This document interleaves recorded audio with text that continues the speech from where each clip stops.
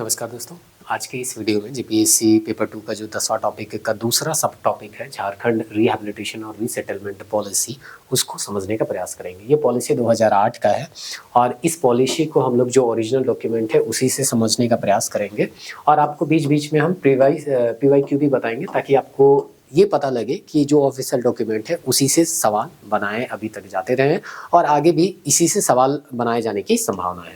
इसीलिए यहाँ पे हम लिखे भी पढ़ो वहाँ से जहाँ से सवाल बनता है। तो अगर हम लोगों को पता चले गया है कि ऑफिशियल डॉक्यूमेंट से ही सवाल बनाए जा रहे हैं तो हम लोग उसी को प्रेफर करेंगे। ठीक है, अगर टाइम नहीं है तो आप इससे बनाए गए जो नोट्स है उसको आप प्रेफर कर सकते हैं।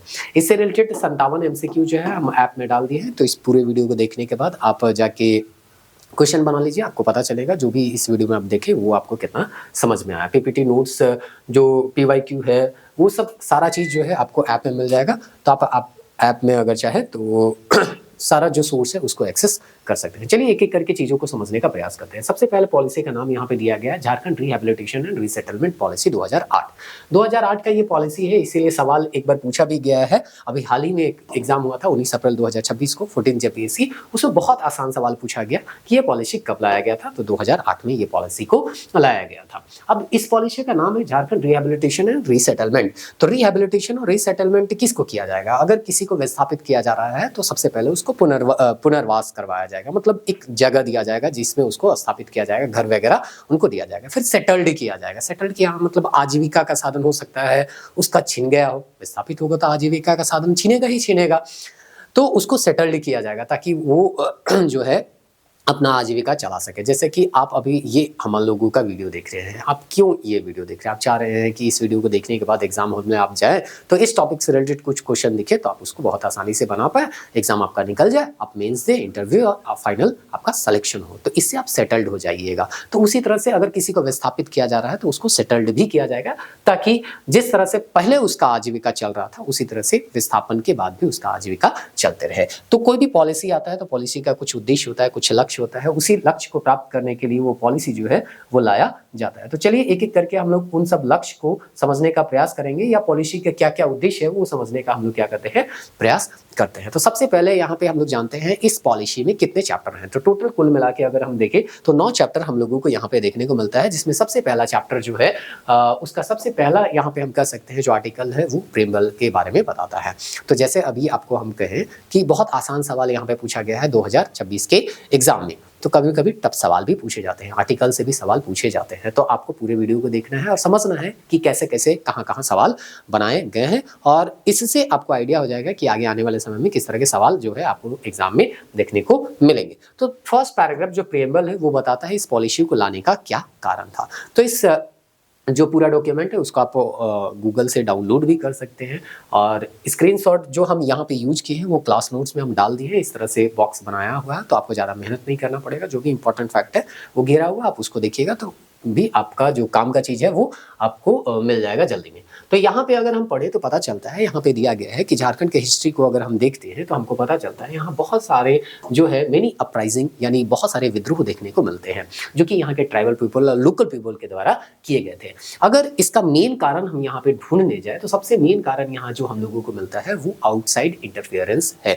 मतलब बाहरी लोग जो यहाँ पे आए उसी के खिलाफ यहाँ के लोगों के द्वारा विद्रोह किया गया। बाहरी लोग जब यहाँ पे आते हैं तो यहाँ के कल्चर और कस्टम को प्रभावित करने का प्रयास करते हैं, चाहे वो हम जो है 18वीं शताब्दी की बात करें, 16वीं जो है या 19वीं शताब्दी, 20वीं शताब्दी, 21वीं शताब्दी, कोई भी शताब्दी का बात कर लीजिए, अगर यहाँ विद्रोह देखने को मिल रहा है तो उसका एक सबसे प्रमुख कारण यही है कि बाहरी लोग यहाँ पे आ रहे थे और यहाँ के सभ्यता और संस्कृति को प्रभावित करने का वो प्रयास कर रहे थे। तो इसी कारण हम लोगों को विद्रोह देखने को मिल रहा था। ठीक है, ये सब तो हम लोग जानते हैं।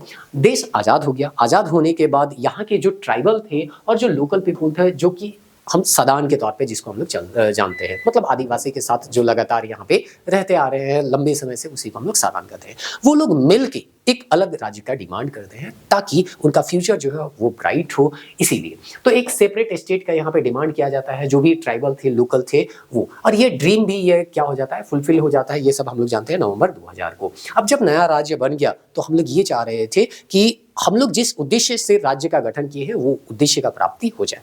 तो 7 साल तक देखा जाता है, लेकिन 7 साल जो है हम लोगों को, ये 2008 का पॉलिसी है, तो 7 साल में रिव्यू किया जाता है, तो पता चलता है जो सोच के हम लोग नया राज्य बनाए थे वो जो है सोच जो है वो पूरा हो नहीं रहा है, वो ड्रीम जो है वो पूरा नहीं हो रहा है। उसका कुछ कारण भी दिया गया है। कारण क्या दिया जाता है कि यहाँ पे जो भूमि का अधिग्रहण हो रहा था वो बहुत पुराने कानून 1894 का कानून से हो रहा था, लैंड एक्विजिशन एक्ट 1894, यानी औपनिवेशिक काल में जो कानून बने थे उसी कानून के तहत यहाँ के भूमि का अधिग्रहण किया जा रहा था और इससे यहाँ के लोग जो है वो विस्थापित हो रहे थे, उनको कई तरह की परेशानियों को झेलना पड़ रहा था, जो आगे दिया भी हुआ है। एक दूसरा कानून यहाँ पे दिया गया है CBA एक्ट 1957। इस कानून के तहत लैंड का एक्विजिशन किया जा रहा था। तो यहाँ से सवाल बन सकता है, ये चीज को याद रखिएगा, इस पॉलिसी से पहले इस एक्ट के तहत क्या किया जाता, लैंड का एक्विजिशन हो रहा था। इससे क्या हो रहा था, डिस्प्लेस्ड यहाँ के लोग हो रहे थे, जो लोकल लोग हो रहे थे वो बहुत बड़ी संख्या से में विस्थापित हो रहे थे और विस्थापन के कारण वो जो है अपना जो भूमि है, लैंड है, फॉरेस्ट है, वाटर जो बॉडीज है, कम्युनिटी का जो आइडेंटिटी है, कल्चर है और जो लाइवलीहुड है, जीविका के जो साधन है, उन सब से वो क्या हो जा रहे थे, एक तरह से वंचित हो जा रहे थे। ये चीज बताया जाता है। आगे ये भी बताया जाता है कि कुछ कारण था, but due to illiteracy and lack of technical qualification, ना यहाँ पे टेक्निकल क्वालिफिकेशन था, ना ही उतना ज्यादा लिटरेसी रेट था, इसीलिए लोकल जो पीपुल है, वो जो लोकल यहाँ के जनता है, उन लोगों को could not get direct indirect job in industries and mines etcetera. तो जो भी उद्योग यहाँ पे लगते हैं उसमें प्रत्यक्ष या अप्रत्यक्ष रूप से यहाँ के लोगों को नौकरी नहीं मिलता है और इस तरह से यहाँ इंडस्ट्री जो है वो लगते तो हैं, थोड़ा बहुत डेवलपमेंट देखने को तो मिलता है, लेकिन उस डेवलपमेंट के हिस्सा में जो है यहाँ के ट्राइबल या लोकल लोगों को किसी भी तरह का कोई फायदा नहीं मिलता है, मतलब डेवलपमेंट के वो पार्ट नहीं बन पाते हैं। वही चीज को आगे यहाँ पे दिया गया है, could not become the part of the development। ये जो है डेवलपमेंट के पार्ट नहीं बन सकते, मतलब डेवलप तो हो रहा है लेकिन इनका किसी तरह से डेवलपमेंट हमको देखने को नहीं मिलता और यही कारण था कि जो है इस तरह का पॉलिसी लाना पड़ा। आगे बताया जाता है 10 because of different life style of the local people they could not get advantage by this process of development.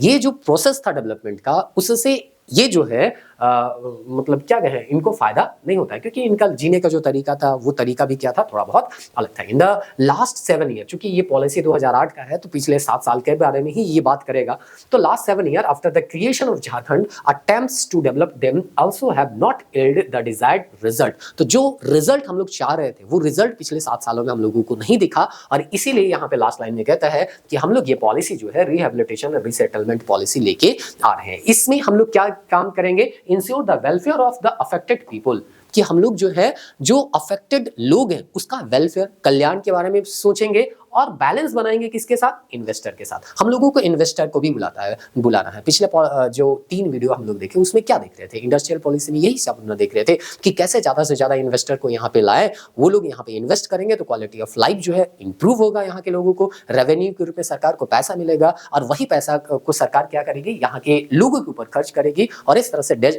State जो है धीरे धीरे डेवलप करेगा। तो इन्वेस्टर और यहाँ के जो अफेक्टेड पीपुल है यानी कि जो विस्थापित लोग हैं उनके बीच एक तरह का क्या है, समन्वय सरकार बनाने का प्रयास करेगी। तो वही चीज को यहाँ पे स्लाइड में लिखा हुआ है कि पहले एक्ट जो है लैंड एक्विजिशन एक्ट 1894 के तहत क्या होता था, भूमि का अधिग्रहण होता है। इस एक्ट के तहत भी भूमि का अधिग्रहण होता था बिना विकास के और व्यापक अनैच्छिक विस्थापन होता है, मतलब बिना चाहे लोगों को विस्थापित किया जाता था। साक्षरता और तकनीकी योग्यता की कमी के कारण लोगों को नौकरी नहीं मिल पा रहा था, इसीलिए यहाँ पे नया नीति लाया गया और इस नीति का उद्देश्य था इन्वेस्टर और जो अफेक्टेड पीपुल है उनके अधिकारों का सटीक संतुलन बनाना, मतलब दोनों को क्या मिले, यहाँ पे ग्रो करने का जो माहौल है वो मिले, मतलब यहाँ के लोग भी ग्रो करें और जो बाहर से इन्वेस्टर आ रहे हैं उनका भी ग्रोथ हो ताकि वो भी प्रॉफिट कमाए और सरकार को रेवेन्यू के रूप में कुछ पैसा दे। अब चलिए आगे हम लोग यहाँ पे देखते हैं, कुछ यहाँ पे बैकग्राउंड बताया गया है कि कैसे यहाँ के जो आदिवासी हैं वो या लोकल जो पीपल है सबसे ज्यादा यहाँ पे प्रभावित हुए हैं इंडस्ट्री के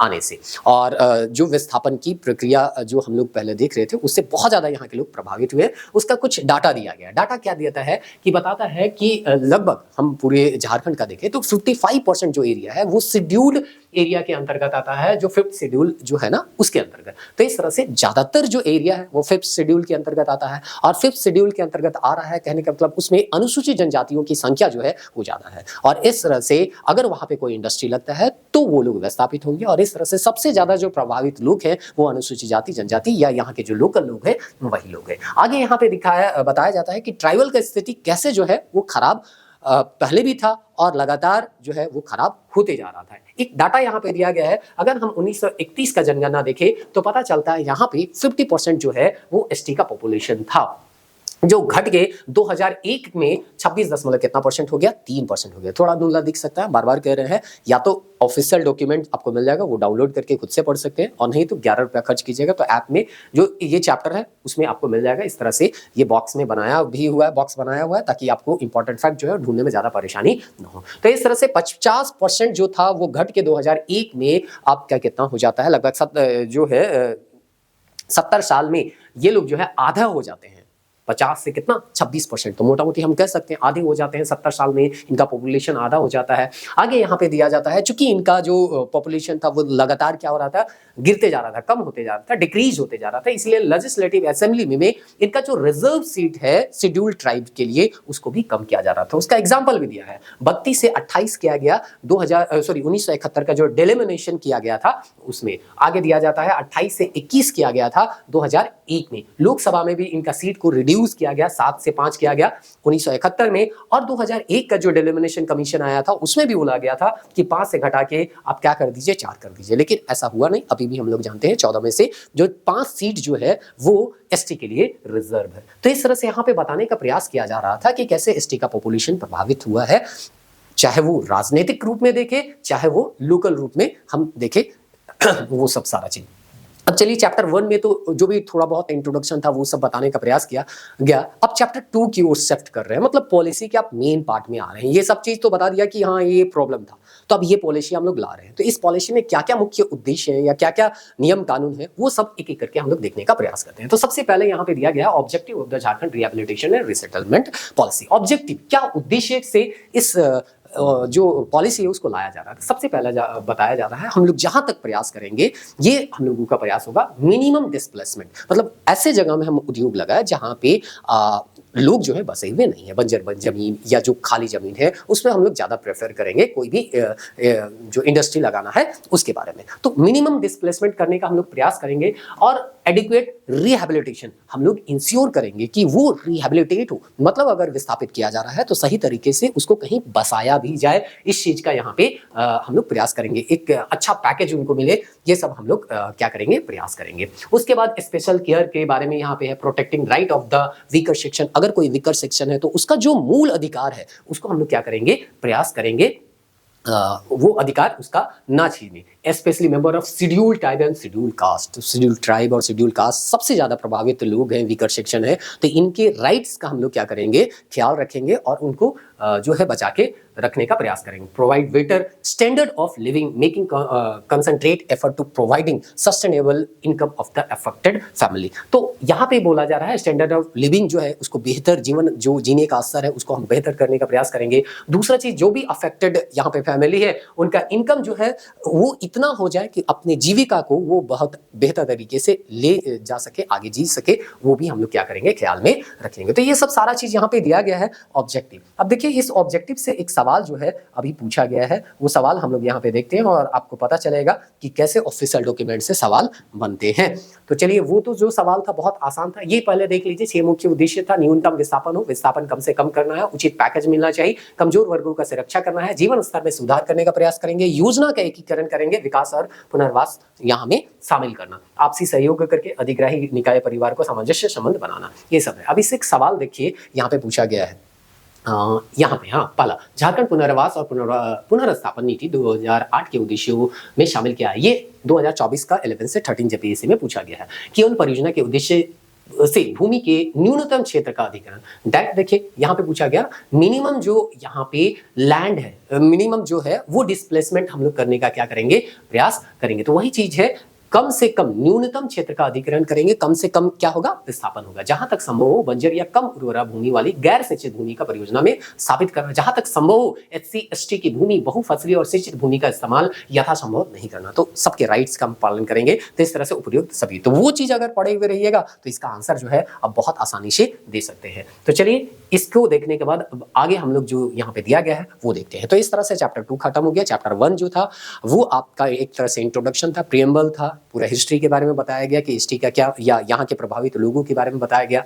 दूसरा जो यहाँ पे हम लोगों का चैप्टर है वो क्या बताता है, ऑब्जेक्टिव, उद्देश्य बताता है कि आखिर रिहैबिलिटेशन और रीसेटलमेंट जो पॉलिसी हम लोग ला रहे हैं उसका मुख्य उद्देश्य क्या है। अब चलिए एक एक करके चैप्टर 3 में बढ़ते हैं और जानते हैं कि आगे क्या दिया गया है। तो चैप्टर 3 में दिया गया है डेफिनेशन। डेफिनेशन मतलब आगे जो पॉलिसी में हम लोग बहुत सारा शब्दों का प्रयोग करेंगे उस शब्द का क्या अर्थ निकाले वो जान लीजिए। और डेफिनेशन से भी सवाल पूछा गया है, अभी आपको उसका एग्जाम्पल मिल जाएगा। तो सबसे पहले यहाँ पे दिया गया है कुछ डेफिनेशन। डेफिनेशन में बोलता है administrator of rehabilitation and resettlement means an officer not below the rank of deputy commissioner. मतलब कोई अगर एडमिनिस्ट्रेटर बन रहा है रिहैबिलिटेशन और रीसेटलमेंट का तो वो ऑफिसर डिप्टी कमिश्नर लेवल से छोटा पद वाला नहीं होना चाहिए। उससे बड़ा पद हो सकता है लेकिन उससे छोटा पद नहीं होना चाहिए, इसे सवाल बनाया गया है। अफेक्टेड फैमिली मतलब कौन है, जैसे बोला गया ना कि अफेक्टेड फैमिली, प्रभावित परिवार। तो प्रभावित परिवार में हम किसको लेंगे, सबसे पहला यहाँ पे दिया है family whose primary place of residence or other property in adversely affected by the acquisition of land। मतलब अगर जमीन का अधिग्रहण हुआ है और उस अधिगृहित जमीन में आपका हिस्सा आता है, आपका वहां पे जमीन है, आप वहां पे रहते हैं, तो आप अफेक्टेड फैमिली के अंतर्गत आ सकते हैं। यही सब थोड़ा बहुत यहाँ पे लिखा हुआ है। आगे यहाँ पे दिया गया है एग्रीकल्चर और नॉन एग्रीकल्चर लेबरल, यहाँ पे लेबरर मतलब अगर आप कृषि कार्य में कर रहे हैं तो कृषि कार्य में करने वाला मजदूर हो सकता है, या गैर कृषि कार्य में लगे हुए क्या हो सकते हैं, मजदूर हो सकते हैं। लैंडलेस पर्सन हो सकता है, यानी कि जिसके पास भूमि नहीं है वो भी तो मजदूर कर रहा है, तो वो सब यहाँ पे हो सकता है। लैंडलेस में यहाँ पे दिया गया है जिसके पास घर नहीं है, लैंड नहीं है, एग्रीकल्चर लैंड नहीं है, आइदर होम स्टेट और एग्रीकल्चर लैंड, दोनों में से कुछ भी नहीं है, उसको होमलेस यहाँ पे बोलते हैं। रूरल आर्टिसियन है, स्मॉल ट्रेडर है, सेल्फ एम्प्लॉयड पर्सन है हु हैज बीन रेसिडेंस और engage in any trade, business, occupation और vocation continuously for a period of not less than 15 year non scheduled area and 30 year the scheduled area. बस इसी को आपको देखना है। मतलब प्रभावित परिवार में वे लोग आएंगे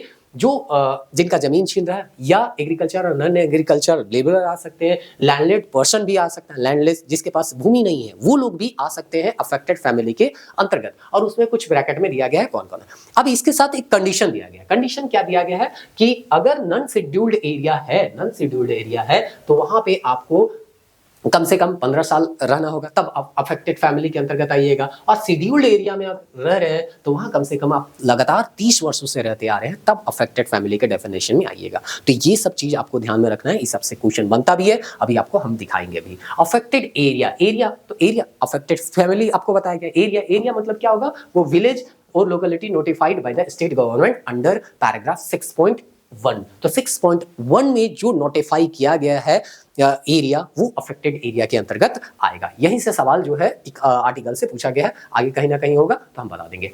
फिर है एग्रीकल्चर लेबरर, हम किसको कहेंगे, तो यहाँ पे इसका मतलब होता है primary residents of the affected area. वो कहाँ रहने वाला है, जो अफेक्टेड एरिया यानी जिस भूमि का अधिग्रहण किया गया होगा वहां। पीरियड नॉट लेस देन, यहाँ पे भी कितना साल का यहाँ पे टाइम लिमिट दिया गया, 15 साल का नॉन शेड्यूल्ड एरिया में और 30 साल का शेड्यूल्ड एरिया में। तो कम से कम ये 15 साल 30 साल वाला बात याद रखिएगा। अगर देखिए अब शेड्यूल अनुसूचित जाति वाला है तो अनुसूचित क्षेत्र वाला है, तो हम मान के चलेंगे अनुसूचित जाति है तो लंबे समय से आप रह रहे होंगे, इसलिए ज्यादा टाइम दिया गया, वहां 30 साल दिया गया।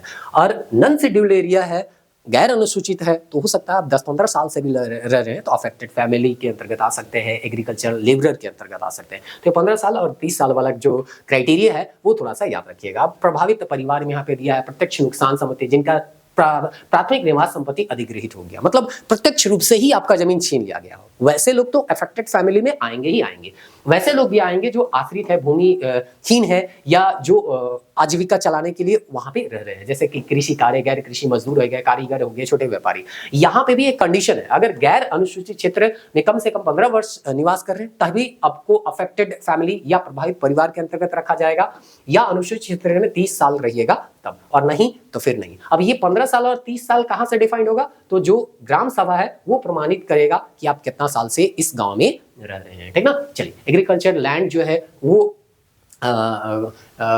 के अंतर्गत कौन कौन आता है? तो एग्रीकल्चर अगर खेती कार्य किया जा रहा है, हॉर्टिकल्चर किया जा रहा है, ड्राइंग फार्मिंग है, पोल्ट्री फार्मिंग है, पीसी कल्चर है, ब्रीडिंग ऑफ लाइफ स्टॉक और नर्सरी ग्रोइंग मेडिसिनल हर्ब्स का काम भी हो रहा है, तो भी वो एग्रीकल्चर लैंड के अंतर्गत आएगा। Rising of crops, grass, garden, produce अगर कर रहे हैं तो भी एग्रीकल्चर लैंड के अंतर्गत आएगा। मतलब आपको पूछा जा सकता है कृषि भूमि के अंतर्गत कौन कौन आता है, तो ये सब कृषि भूमि के अंतर्गत आता है। Commissioner of rehabilitation and resettlement means the commissioner for the rehabilitation and resettlement appointed by the state government not below the rank of commissioner of equivalent rank. तो यहाँ पे बोला जा रहा है, फिर से यहाँ पे रिपीट हो रहा है कि कमिश्नर जो है उससे छोटा रैंक को सरकार जो है अपॉइंट नहीं करेगी कमिश्नर के तौर। नाम ही है कमिश्नर फॉर रिहेबिलिटेशन, तो आप छोटे अधिकारी को कैसे कमिश्नर बना सकते हैं, ठीक ना। तो रिहेबिलिटेशन और रीसेटलमेंट का जो कमिश्नर बनेगा वो कमिश्नर लेवल से क्या रहेगा, ऊपर पद का रहेगा, या कमिश्नर लेवल का कम से कम रहना चाहिए। दूसरा चीज है डिस्प्लेसमेंट, मतलब हम क्या समझेंगे, लॉस ऑफ होमस्टेड और प्लेस रेसिडेंस, मतलब आप जहां रह रहे हैं वो चीज आपसे छिन जा रहा है, तो एक तरह से आप डिस्प्लेस्ड हो गए।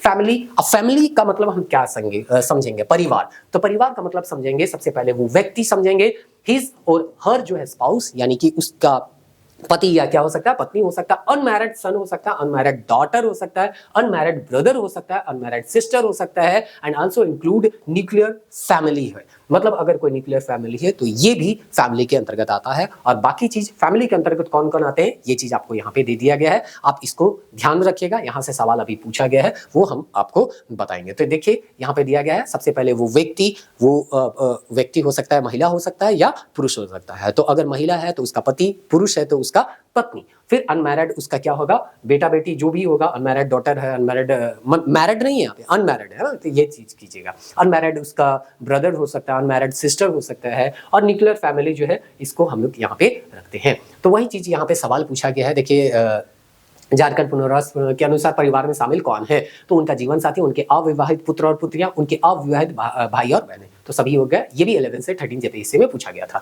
उसके बाद यहाँ पे ये तो दूसरा क्वेश्चन है, चलिए ठीक है। उसके बाद यहाँ पे बताया गया है provided that each of the following category will be treated as a separate family। Separate family के रूप में हम कैसे उसको ट्रीट करेंगे, मतलब फैमिली में कौन कौन आता है वो तो बता दिया, अब ये भी बता रहा है कि सेपरेट फैमिली हम, जैसे होता है ना आपका जमीन छीन गया तो एक संयुक्त परिवार हो गया, एक अलग परिवार हो गया, तो अलग परिवार हम किसको मानेंगे। सबसे पहले unmarried man and unmarried women for more than 30 साल। अगर किसी अनमैरिड वुमेन और मैन जिसको फैमिली के अंतर्गत हम रखते हैं, लेकिन वो फैमिली कैसा फैमिली होगा, सेपरेट फैमिली के अंतर्गत होगा, ये चीज बता रहा है। फिजिकली और मेंटली चैनल अगर कोई पर्सन है तो उसको भी हम सेपरेट फैमिली के अंतर्गत रखेंगे। उसके बाद माइनर अगर कोई क्या है, अनाथ है, तो उसको भी हम सेपरेट फैमिली के अंतर्गत रखेंगे, जिनके माता पिता क्या हो गए हैं, मृत्यु हो गया। एक विधवा है तो उसको भी हम सेपरेट फैमिली के अंतर्गत रख सकते हैं। ग्राम सभा क्या है, जो झारखंड पंचायती राज एक्ट के तहत ग्राम सभा है, वही ग्राम सभा है ना। होल्डिंग है, रैयत, ये सब के बारे में थोड़ा बहुत हम लोग जानते हैं, चलिए उसको स्किप करते हैं। उसके बाद यहाँ पे दिया है लैंड एक्विजिशन का मतलब हम क्या समझेंगे, acquisition of land means acquisition land under the land acquisition act 1894। मतलब अगर पूछा जाएगा झारखंड रिहेबिलिटेशन रीसेटलमेंट पॉलिसी के 2008 के अंतर्गत जो लैंड एक्विजिशन है उसका अर्थ क्या होता है, तो उसका अर्थ होता है लैंड एक्विजिशन एक्ट 1894 के तहत जो भूमि अधिग्रहित किया गया है वो होता है। म्युनिसिपल एरिया जो है ये म्युनिसिपल कॉर्पोरेशन 2001 के अनुसार जो है वही होगा। नॉन एग्रीकल्चर लेबरर का मतलब क्या होता है, not an agriculture laborer but in primary residing in the affected area for a period of not less than 15 years। फिर वही बात है कि आप एग्रीकल्चर में नहीं है लेकिन फिर भी वहां पे कुछ काम कर रहे हैं और वहां पे 15 साल आप रह रहे हैं, किसमें, नॉन शेड्यूल एरिया में, और शेड्यूल एरिया में रहिएगा तो 30 है, वो चीज ही रिपीट हो रहा है। ठीक है,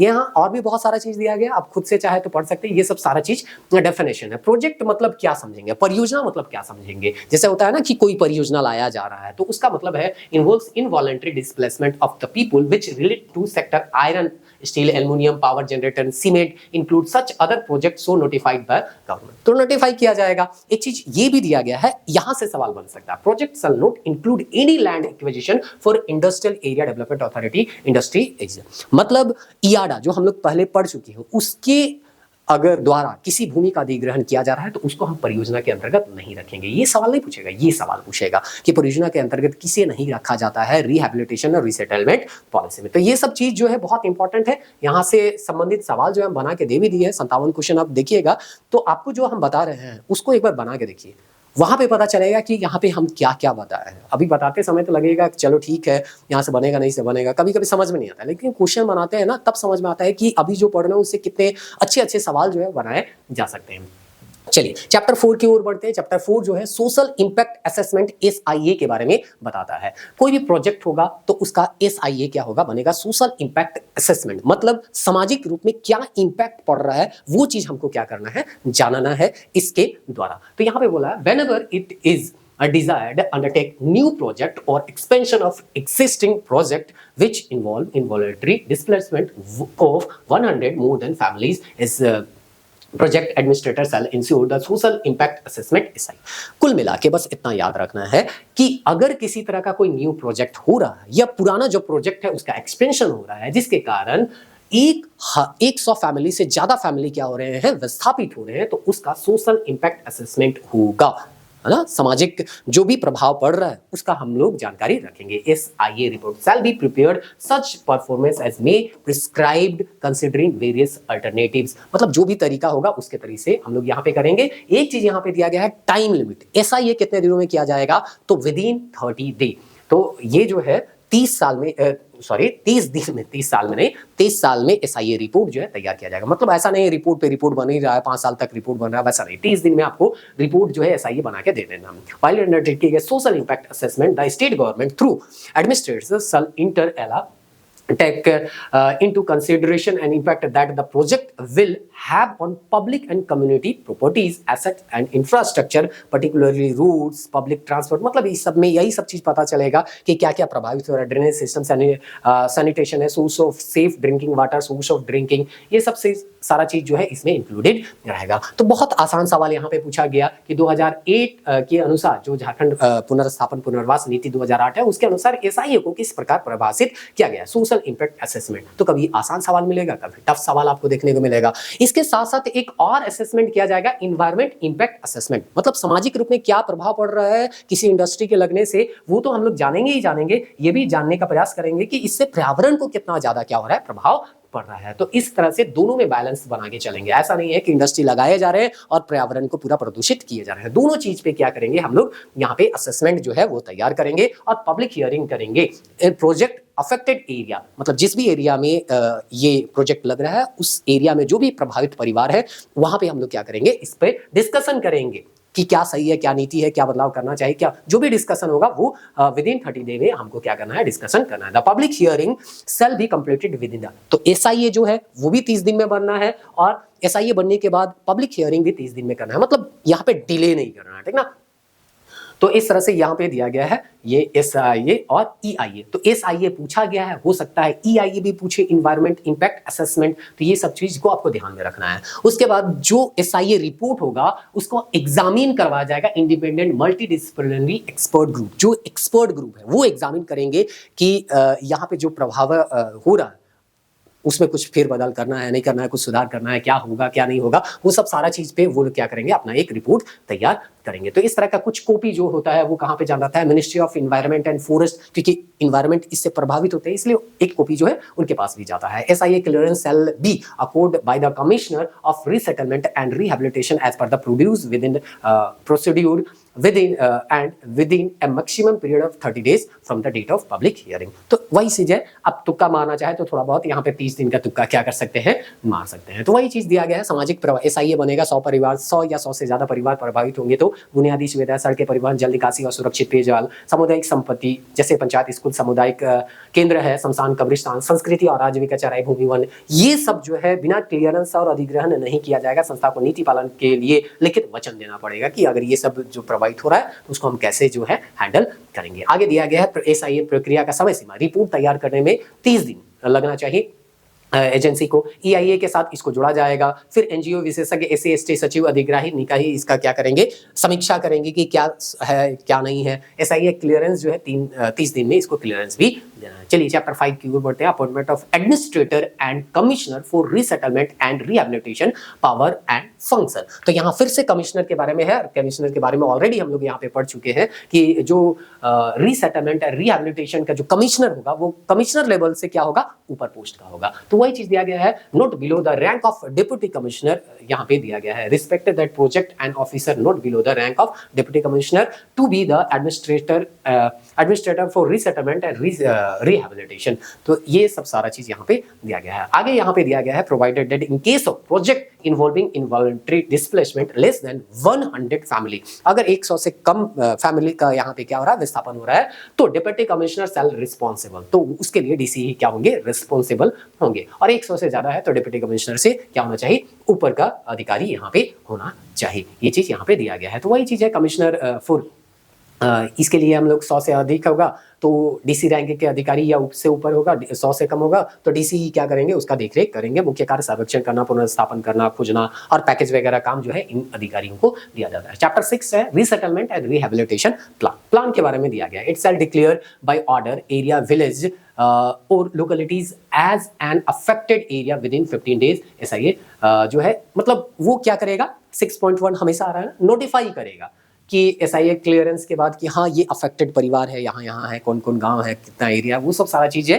नोटिफाई करेगा। एक चीज यहाँ पे दिया गया है, आगे दिया गया है every declaration made under the paragraph 6.1 the policy shall be published at least 3 daily newspaper, 3 daily newspaper में करना है, उनमें से 2 जो होना चाहिए वो क्या होना चाहिए, हिंदी होना। मतलब पब्लिश कर रहे हैं तो ऐसा नहीं कि पब्लिश कर दिए किसी को पता ही नहीं चला, न्यूज़पेपर में पब्लिश करना है, उनमें से भी 2 जो यहाँ पे न्यूज़पेपर होगा वो हिंदी का न्यूज़पेपर होना चाहिए। तो जो है रीसेटलमेंट रिहेबिलिटेशन जो का योजना है उसका एग्जीक्यूशन टाइमलाइन दिया है। एसआईए क्लियरेंस के बाद प्रभावित क्षेत्र की घोषणा जो है वो 15 दिन 3 समाचार पत्रों में करना है, 60 दिन के अंतर का बेस लाइन सर्वेक्षण जनगणना करवाना है। अच्छा ये चीज जो है यहाँ पे छूट गया था, यहाँ से सवाल जो है वो पूछा गया है। देखिए यहाँ पे दिया गया है declaration resettlement population rehabilitation scheme plan and इस फाइनल पब्लिकेशन कहीं पे आगे दिया होगा, चलिए देख लेंगे, कोई दिक्कत नहीं है। यहाँ पे बेसलाइन सर्वेक्षण जनगणना करना है, यहाँ से सवाल पूछा गया है, ठीक ना, वो होगा कहीं पे छूट जा रहा है। ऑफिशियल गैजेटेड अंतिम विवरण में देना है, पुनर्स्थापन रीसेटलमेंट एरिया की घोषणा 15 दिन में यहाँ पे करना, वो सब दिया हुआ है। कहीं पे हो सकता है यहाँ पे आया होगा ना, यहाँ पे देखिए यहाँ पे दिया गया है 6.3 में once the declaration is made under the paragraph 6.1 के तहत डिक्लेरेशन हो गया of the policy of the administrator for the resettlement rehabilitation shall undertake a baseline survey and census for identification of the person and family like to be affected. मतलब वहां पे सर्वे किया जाएगा, जनगणना किया जाएगा कि कौन कौन अफेक्टेड है, और यहीं से सवाल पूछा गया था, अभी हम आपको बताएंगे। If such survey shall content following village wise information affected. तो इस तरह से और भी बहुत सारा चीज यहाँ पे दिया गया। एक क्वेश्चन जो है वो यहाँ पे पूछा गया था कि झारखंड पुनर्स्थापन और पुनर्वास नीति की कौन सी धारा बताती है कि पुनर्वास और पुनर्स्थापन के लिए प्रशासन एक बेसलाइन सर्वेक्षण की जनगणना कराएगा। 6.3 अगर इस ऑफिशियल डॉक्यूमेंट को आप नहीं पढ़े हुए रहते तो भी हो सकता है छूट जाता, लेकिन नहीं पढ़े हुए रहते तो 100% ये क्या होता, छूटा ही छूटा। क्योंकि देख रहे हैं ना सीधे यहाँ पे क्या किया गया है, यहाँ से पूछा गया है कि एक बेसलाइन सर्वे करवाया, यहाँ पे जाएगा 6.1 के पॉलिसी के नोटिफाई होने के बाद, वहां पे नोटिफिकेशन के बारे में बात करता है तो हो जाने के बाद एक सर्वे करवाएगा। तो देखिए इस तरह के भी क्वेश्चन यहाँ पे पूछे जाते हैं। Every survey undertaken under the paragraph 6.1 shall be completed expeditiously and within a period of 60 days। 60 day में उसको क्या करना है, कंप्लीट करना है। जो अभी आपको डायग्राम दिखा रहा था ना शुरुआत, वो यहीं से लिया गया था। तो इस तरह से ये दिया within 7 days of completion of the above survey के 7 दिन के अंदर administrator for resettlement and rehabilitation cell by order and also in such other manner so as to reach all affected likely to be all person likely to be affected publish और draft of detail of the finding of the survey conduct by him invite objection and suggestion. तो सीधा सा मतलब है अगर सर्वे करवा रहा है, नोटिफाई करवा रहा है, तो आपका क्या ऑब्जेक्शन है, सजेशन है, वो क्या करेगा, मांगेगा, likely to be affected thereby. तो जो भी अफेक्टेड है वो अपना ऑब्जेक्शन सजेशन दे सकते हैं। The draft shall be made known locally by the wide publicity in the affected area. A copy of same shall be kept in the ग्राम सभा को दिया जाएगा कि क्या क्या प्रभावित हो रहा है, उसमें क्या ऑब्जेक्शन है, सजेशन है, वो लोग फिर क्या करेंगे, अपना देंगे। फिर यहाँ पे दिया गया है on expiry of 15 day from the date of publication of the draft of the detail of survey and after considering the objection and suggestion received by him in the behalf of administration for resettlement and rehabilitation shall submit his recommendation their own alone with the detail of the survey within 15 day। मतलब जो भी objection rejection होगा उसके बाद ये लोग क्या करेगा, एक फिर से यहाँ पे क्या करेगा, रिपोर्ट जो है तैयार करके विद इन 15 दिन में उसको दे देगा। Government and a copy shall be send the consider Gram Sabha. तो ग्राम सभा कुछ ऑब्जेक्शन डाली होगी तो उसको भी एक कॉपी भेज दिया गया, एक कॉपी उसमें जो भी सुधार किया होगा वो गवर्नमेंट को भेज दिया गया। इस तरह से काम हो गया। मतलब देख रहे हैं ना कि लोगों से राय भी मांगा जा रहा है कि सोशल जो इम्पैक्ट असेसमेंट है तो वहां पे हम देख रहे हैं क्या क्या असेसमेंट, तो इसमें कुछ ऑब्जेक्शन डालना है या नहीं डालना है, और ये सब टाइम लिमिट में किया जा रहा है क्योंकि इन्वेस्टर को हम बोले हैं कि हर चीज आपको टाइम लिमिट में देंगे, और नहीं तो पता चलेगा यही सब करते टाइम चला जा रहा है तो फिर इन्वेस्टर यहाँ पे आने से क्या होंगे, कतराएंगे।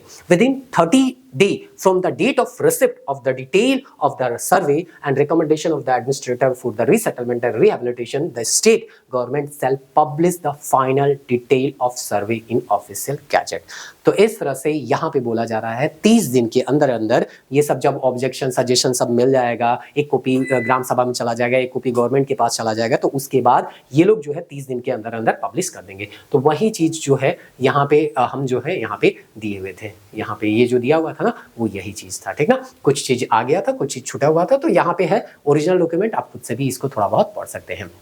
आगे दिया है commissioner for resettlement and rehabilitation shall by order declare any area और any resettlement area for resettlement and rehabilitation of the affected family within 13 day of publication of detail survey. कहाँ उसको रिहैबिलिटेट करना है ये सब वो 13 दिन के अंदर क्या करना है बता देगा।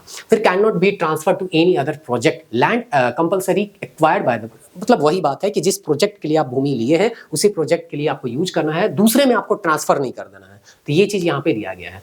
Partially utilise for the project within a period of 5 year and not completely utilize within a period of the 15 year, तो उसको क्या कर लिया जाएगा, वहां पे उसको वापस दे दिया जाएगा जमीन। वही सब सारा चीज दिया गया होगा यहाँ पे, है ना। The land shall be return affected family, the requiring body will not have any right to sell acquired land.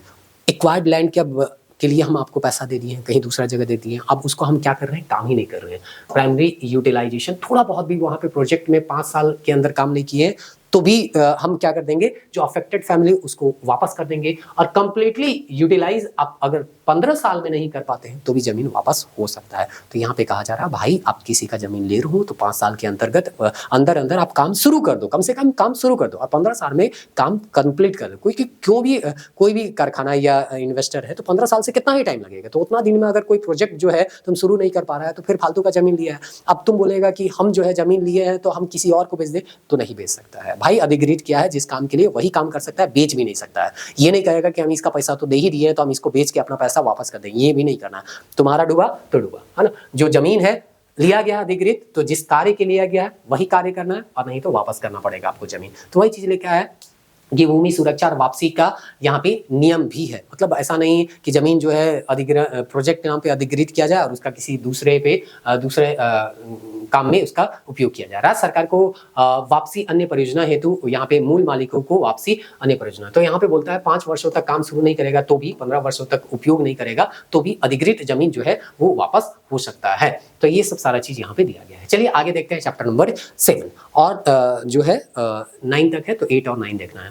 यहाँ पे दिया गया है resettlement and rehabilitation benefit for the affected family. Affected family को क्या बेनिफिट होगा, तो यहाँ पे बोला जाता है any affected family owning house and whose house has been acquired और lost may be allotted free of cost house side. अगर आपका घर जो है वो क्या किया गया, अधिग्रहित किया गया, तो आपको फ्री ऑफ कॉस्ट क्या किया जाएगा, घर दिया जाएगा। एक्चुअल लॉस ऑफ एरिया, आपका अगर 5 डिसमिल का जमीन जो है वो छीना गया है, वहां पे घर था, तो एक्चुअल एरिया जो है 5 डिसमिल का ही जमीन दिया जाएगा और वहां पे घर बना के आपको दिया जाएगा। लेकिन एक कंडीशन है, अगर बहुत ज्यादा जमीन था 40-50 डिसमिल, तो 40-50 डिसमिल आपको नहीं दिया जाएगा। ग्रामीण क्षेत्र से है तो मैक्सिमम 10 डिसमिल ही दिया जाएगा, यहाँ सवाल बनाया जा सकता है। और शहरी क्षेत्र से है तो 5 डिसमिल दिया जाता है। 5 डिसमिल से कम है 2.5 डिसमिल, तो आपको 2.5 डिसमिल का 2.5 डिसमिल दे दिया जाएगा। लेकिन किसी का अगर शहरी क्षेत्र में 15 डिसमिल कहेगा हमको एक्चुअल में जितना अधिकृत किए हैं उतना ही दे दीजिए, तो नहीं भैया, हम तुमको मैक्सिमम 5 डिसमिल तक दे सकते हैं, 5 के बाद नहीं देंगे। ये चीज यहाँ पे दिया गया है, पक्का हाउस वगैरह दिया जाएगा, वो सब सारा चीज यहाँ पे दिया गया है। तो यहाँ पे ये भी दिया गया है और भी कुछ एरिया दिया गया है। Provided further that affected family losing less than 10 decimal of land in rural area or 5 decimal of land urban area, as the case may, shall be allotted land homestead purpose measuring at least 150 square meter, and the pakka house constructed shall have carpet area equal of the carpet area house lost 55 square meter, whichever is more be limited to carpet area of 100 square meter. Family does not want any constructed house in the recent area, desire reallocated itself elsewhere. मतलब कुल मिला के बोला जा रहा है कि अगर घर नहीं लेना चाहते हो तो 3 लाख रुपया आपको क्या किया जाएगा, दिया जाएगा। वो सब चीज़ दिया जा रहा है, आराम से कभी रहेगा तो आप पढ़ भी लीजिएगा, बहुत कुछ और भी जानकारी को मिलेगा। अब है चैप्टर नंबर 8। चैप्टर नंबर है ग्रीवेंस रेसिडल मैकेनिज्म। तो एक कमेटी बनाया जाएगा जो कि यहाँ पे बताया जा रहा है resettlement and rehabilitation committee for the project level. Project level पे एक कमेटी बनाया जाएगा। अब यहाँ पे पूछा जाएगा कमेटी का हेड कौन होगा, तो यहाँ पे बोला जा रहा है not below the rank of sub divisional magistrate. तो आपको देखना है कहाँ कमिश्नर है, कहाँ डीसी है, कहाँ एसडीएम है, ये चीज देखना है। तो बस थोड़ा थोड़ा अंतर है यहाँ शब्दों में, उसको देख लीजिएगा। पूछ क्या है, रीसेटलमेंट रिहेबिलिटेशन कमेटी है, तो कमेटी जो है उसमें जो है सब डिविजनल मजिस्ट्रेट जो है उससे नीचे रैंक का हम किसी भी अधिकारी को उसका हेड नहीं बना सकते हैं। और भी बहुत सारे लोग यहाँ पे रहते हैं जिससे ये कमेटी जो है वो बनता है, जिसमें a representative of women residing in affected area. Affected area का कोई महिला पर्सन वहाँ पे रहेगी। Representative of each of the scheduled caste, scheduled tribe and other backward class, मतलब SC ST और OBC के हर एक ग्रुप से एक एक सदस्य यहाँ पे इस कमेटी में रहेंगे। तो जो भी अफेक्टेड है उनका रिप्रेजेंटेशन करने के लिए, है ना, एक मेंबर को वहां पे रखा जाएगा, ठीक ना। उसके बाद यहाँ पे दिया गया है resettlement and rehabilitation committee at district level. अगर यहाँ पे डिस्ट्रिक्ट लेवल का बात किया जाएगा, देखिए यहाँ पे था प्रोजेक्ट लेवल का, तो प्रोजेक्ट लेवल में SDM से छोटा पद नहीं होना चाहिए। और डिस्ट्रिक्ट लेवल पे यहाँ पे बात होगा तो यहाँ पे डिप्टी कमिश्नर से छोटा लेवल का यहाँ किसी अधिकारी को उसका हेड नहीं करेंगे। ऐसे भी डिस्ट्रिक्ट लेवल है, तो डिस्ट्रिक्ट लेवल सबसे बड़ा प्रशासनिक अधिकारी वैसे भी DC होता है, ठीक ना। तो इससे छोटे अधिकारी को हम जो है इस कमेटी का, डिस्ट्रिक्ट लेवल का जो रीसेटलमेंट रिहेबिलिटेशन कमेटी है उसका हेड नहीं बनाएंगे। तो ये चीज को आप ध्यान में रखिएगा, ये चीज पूछ सकता है, बल्कि पूछा भी गया है, यहाँ पे दिया भी गया है ना। पुनर्वास नीति के अंतर्गत जिला स्तर पर पुनर्वास समिति का अध्यक्ष कौन होता है, तो जिला दंडाधिकारी यहाँ पे होते हैं। आगे यहाँ पे ये भी कुछ क्वेश्चन, झारखंड विस्थापन पुनर्वास आर्थिक क्षेत्र का है, तो आर्थिक क्षेत्र में औद्योगिक निवेश को प्रोत्साहन करना, वो चीज दिया गया है। फिर है ट्रिब्यूनल। ट्रिब्यूनल मतलब यहाँ पे क्या होगा, 3 मेंबर ट्रिब्यूनल यहाँ पे बनेगा। shall be appointed by the government of मतलब स्टेट गवर्नमेंट के द्वारा उसको क्या किया जाएगा, अपॉइंटमेंट किया जाएगा। ट्रिब्यूनल मतलब एक तरह से क्या हुआ, अर्ध न्यायिक जो निकाय है उसको हम लोग ट्रिब्यूनल के तौर पे देखते हैं। तो इस तरह से time bounded disposal of grievance, मतलब कोई भी मामला आया तो ये सब जो है उसको क्या करेंगे, सोल्व टाइम। जैसे हम लोग कोर्ट जाते हैं ना, तो कोर्ट नहीं जाएगा, यहाँ पे इस ट्रिब्यूनल पे आप मामला लेके जाइए, वो लोग जो है टाइम बाउंडेड में क्या करेगा, मामले को निपटाने का वो प्रयास करेगा। और भी कुछ कुछ होगा, आप आराम से देख लीजिएगा। यहाँ पे हम बॉक्स नहीं गिरे हैं इसलिए ज्यादा यहाँ पे बता नहीं रहे हैं, ठीक ना। आगे है चैप्टर 9 मॉनिटरिंग एंड मैकेनिज्म। अगर कोई भी चीज यहाँ पे आप कोई काम पॉलिसी लाए हैं तो उसका मॉनिटरिंग भी कीजिएगा ना कि पॉलिसी सही से लागू हो रहा है, नहीं लागू हो रहा है, तो वो चीज। तो state level council on resettlement and rehabilitation जो है उसमें देख लीजिए, उसका चेयरमैनशिप कौन होता है, चीफ मिनिस्टर। तो स्टेट लेवल का, तो स्टेट लेवल पे अगर पॉलिटिकल हेड देखे तो चीफ मिनिस्टर हेड होते हैं, इसलिए वो state level council and resettlement and rehabilitation shall meet at least twice a year. यहाँ से सवाल भी पूछा गया है, यहाँ पे हम हाईलाइट भी कर दिए हैं। मॉनिटरिंग एक कमेटी भी होगा, there shall be a state level monitoring committee. ये मॉनिटरिंग कमेटी यहाँ पे एक बनाया जाएगा, चेयर बाय द डेवलपमेंट, ये भी पूछा गया, development commissioner for the review and monitoring the progress of implementation and resettlement rehabilitation scheme. जो रीसेटलमेंट रिहेबिलिटेशन स्कीम है वो कितना जो है प्रोग्रेस में है, वो सही तरह से लागू हो रहा है, नहीं लागू हो रहा है, इसको देखने के लिए एक क्या होता है, डेवलपमेंट कमिश्नर होता है, और यही स्टेट लेवल मॉनिटरिंग कमेटी का हेड करता है। तो एक होता है state level council on resettlement rehabilitation, उसके जो हेड होते हैं चीफ मिनिस्टर होते हैं, और एक होता है स्टेट लेवल मॉनिटरिंग कमेटी, मतलब मॉनिटरिंग करने के लिए कि जो नियम है, जो पॉलिसी है वो सही तरीके से लागू हो रहा है कि नहीं, तो उसके लिए होता है डेवलपमेंट कमिश्नर। अब देखिए यहाँ से सवाल पूछा गया है, झारखंड पुनर्वास और पुनर्स्थापन नीति 2008 के उद्देश्यों में शामिल है, ये तो हम लोग देख लिए ये चीजें। नीति के अनुसार उन सभी परियोजनाओं से संबंधित पुनर्वास और पुनर्स्थापन योजनाओं के क्रियान्वयन की प्रगति की समीक्षा, देख रहे हैं ना, प्रोग्रेस का जो समीक्षा है, रिव्यू है, और निगरानी के लिए एक राज्य स्तरीय निगरानी समिति होती है जिसके लिए नीति लागू होती है। इस समिति की अध्यक्षता कौन करता है, तो इस समिति की अध्यक्षता विकास आयुक्त करता है, डेवलपमेंट जो कमिश्नर होता है वही करता है। तो इस तरह से सवाल देखिए यहाँ से भी पूछा गया है, 2 बार मिलता है, वो भी पूछा गया और यहाँ से भी सवाल पूछा गया है। लगता है 2016 वाले यहाँ पे अच्छा है, तो यहाँ पे दिया गया झारखंड सिंह, ये नहीं है। 2008 के पुनर्स्थापन पुनर्वास नीति के अनुसार राज्य स्तरीय पुनर्स्थापन पुनर्वास परिषद की बैठक कम से कम 1 वर्ष में कितनी बार होनी चाहिए, 2 बार होनी चाहिए। तो इस तरह से यहाँ पे ये 2016 में आया हुआ क्वेश्चन था। उसके बाद committee will have following as its member, committee में बहुत सारे और मेंबर होते हैं, एक आध बार अगर देखने का मन करेगा तो आप देख लीजिएगा। दूसरा है स्टेट लेवल मॉनिटरिंग कमेटी, ये तो चलिए हो गया।